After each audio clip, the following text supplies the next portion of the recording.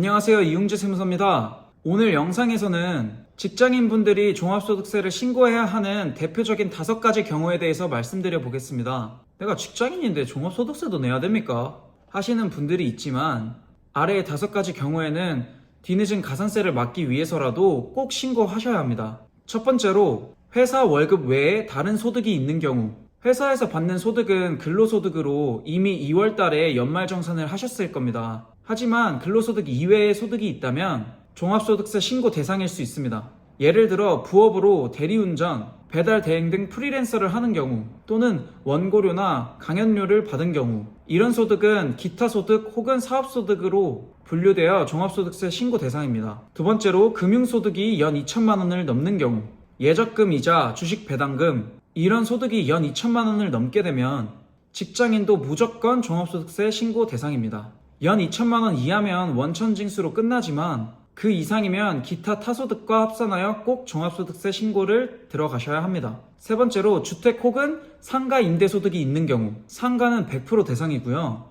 주택은 부부 합산 1주택자인 경우에는 예외적으로 신고 대상이 아닐 수 있습니다.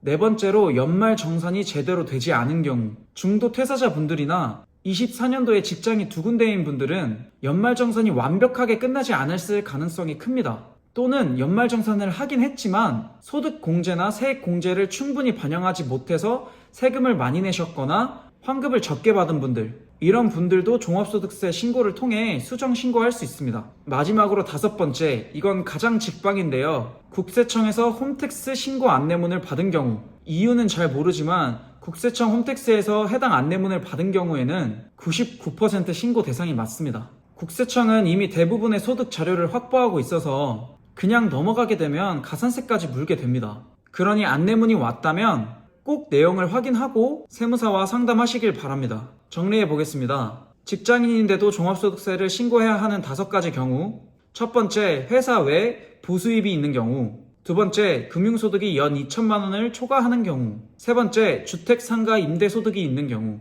네 번째, 연말정산이 제대로 되지 않은 경우, 다섯 번째, 국세청에서 안내문이 온 경우.